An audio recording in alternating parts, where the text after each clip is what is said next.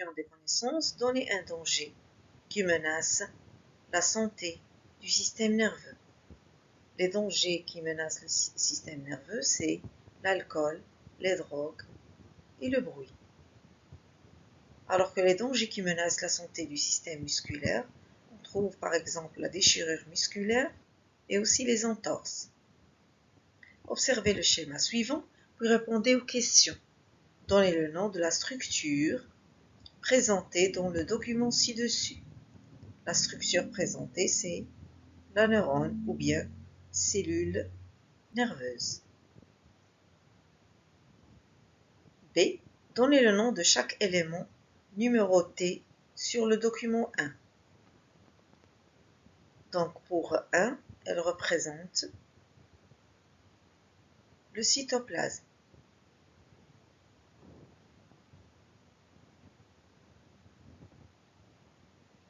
2, c'est les éléments qu'on retrouve par ici.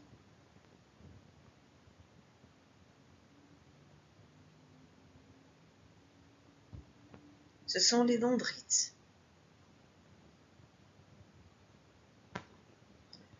3,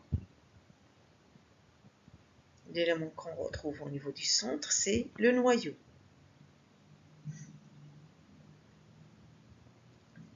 4, c'est l'ensemble, c'est-à-dire l'élément qui est formé par le cytoplasme, le noyau, et les dendrites, c'est le corps cellulaire.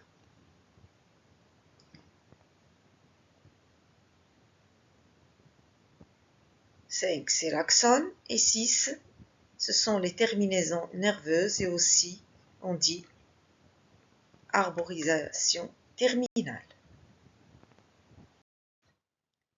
Troisième question, relier les éléments du groupe A avec les éléments convenables du groupe B. Le groupe A, on a la réaction inflammatoire, la grippe, la peau, la plaque motrice. Pour le groupe B, on trouve zone de contact entre l'extrémité de l'axone avec une fibre musculaire. Deuxième choix, une des barrières naturelles mécaniques. Troisième, maladie causée par un virus qui s'attaque au système respiratoire. Quatrième, ensemble des réactions générées par l'organisme en réponse à une agression microbienne.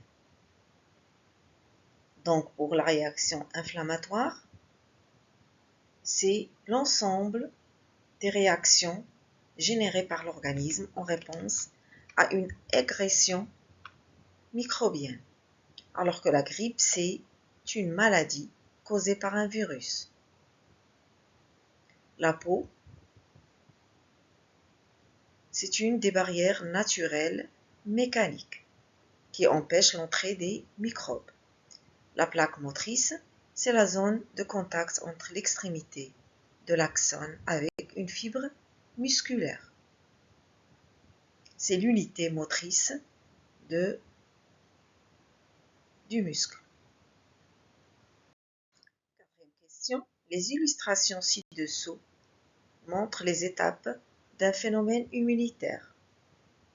On parle de digestion, l'adhésion, l'ingestion et le rejet des débris. La question, donnez le nom de ce phénomène immunitaire et classez les étapes de ce phénomène immunitaire. Le phénomène immunitaire présenté, c'est la phagocytose.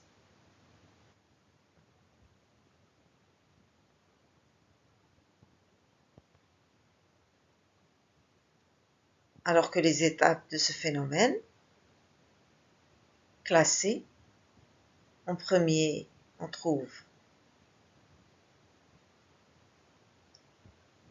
l'adhésion, puis l'ingestion, la digestion, puis le rejet des débris. Cinquième question, mettez vrai ou faux devant les propositions suivantes. Tous les micro-organismes se multiplient par division. C'est faux. Pour la division, on trouve les bactéries se multiplient par division et les protozoaires, alors que les virus, ils se multiplient à l'intérieur des cellules. Les champignons, ils se multiplient par sporulation.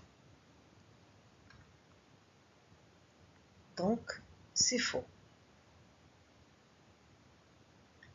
Deuxième proposition, le tissu musculaire se compose de fibres nerveuses.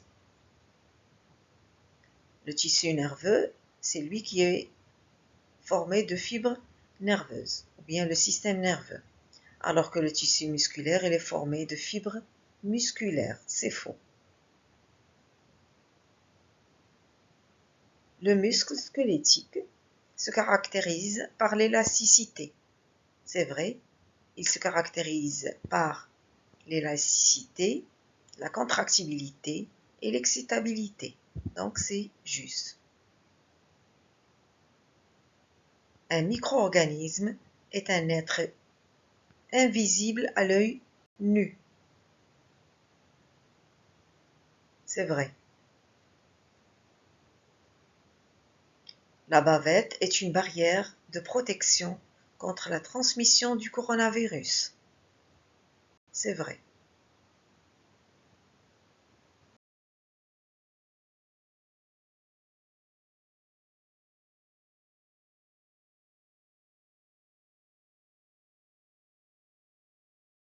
On passe au raisonnement scientifique.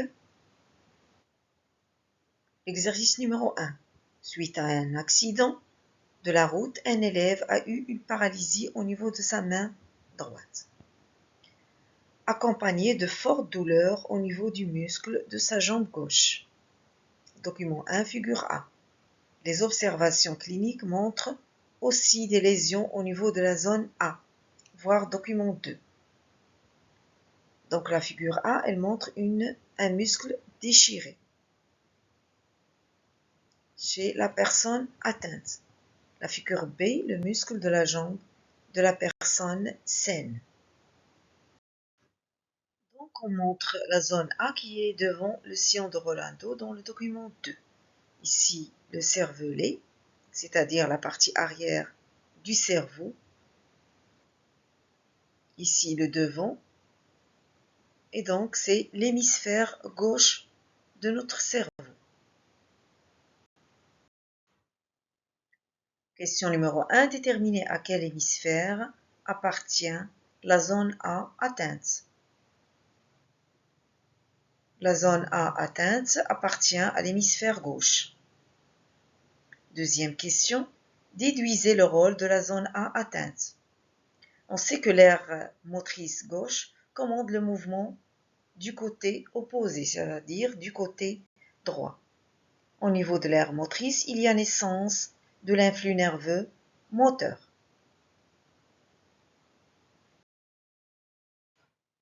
Question. Expliquer l'atteinte de la main droite par la paralysie sans que la main gauche ne soit atteinte.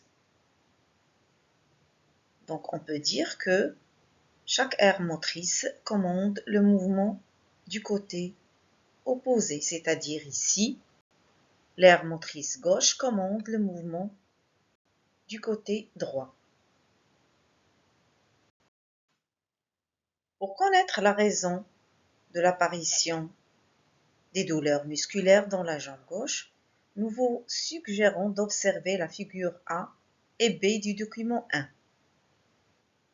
En se basant sur les données des figures A et B du document 1, déterminer la cause de la douleur aiguë au niveau de la jambe.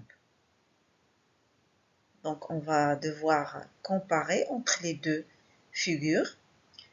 La figure A, la muscle de la jambe de la personne atteinte, elle présente un muscle qui est déchiré, alors que le muscle d'une personne saine, le muscle est sain.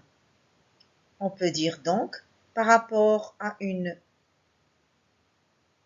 personne saine, la personne atteinte présente une déchirure musculaire. Donc c'est ce qui cause la douleur.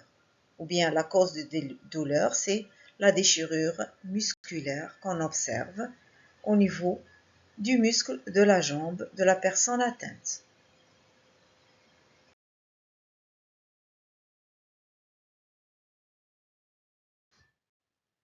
Le document 1 suivant présente les barrières naturelles de l'organisme. Classez les différents types de barrières dans le tableau suivant. Voir le document 1. Donc, le document 1 présente un schéma des barrières naturelles de l'organisme. Les barrières naturelles, on trouve deux types, les barrières mécaniques et les barrières chimiques. On trouve les muqueuses respiratoires, la peau, les muqueuses digestives et les muqueuses génitales.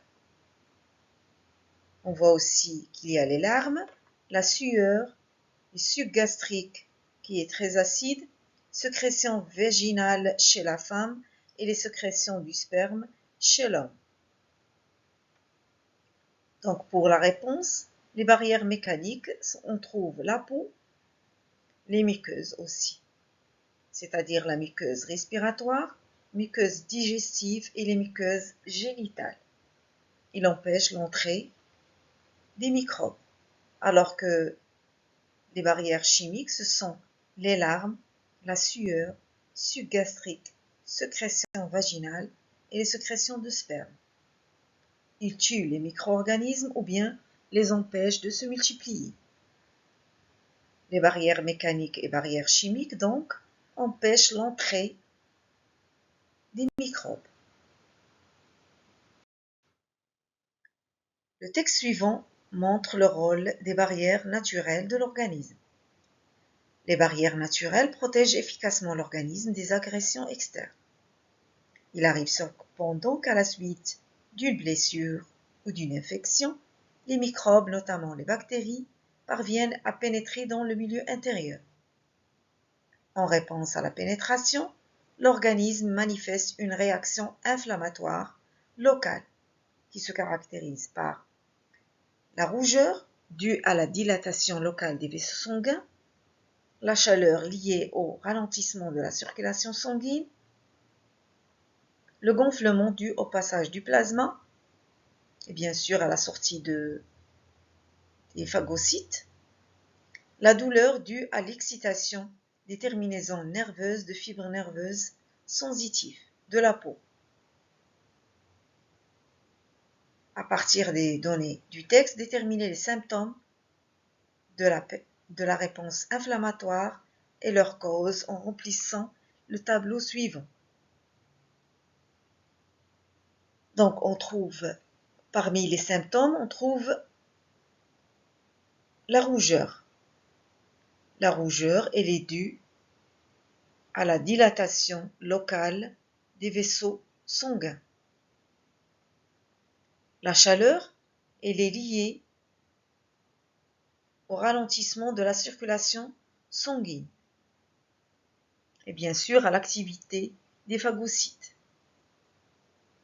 Le gonflement, il est dû au passage du plasma et des phagocytes. La douleur, elle est due à l'excitation des terminaisons nerveuses des fibres sensitives de la peau.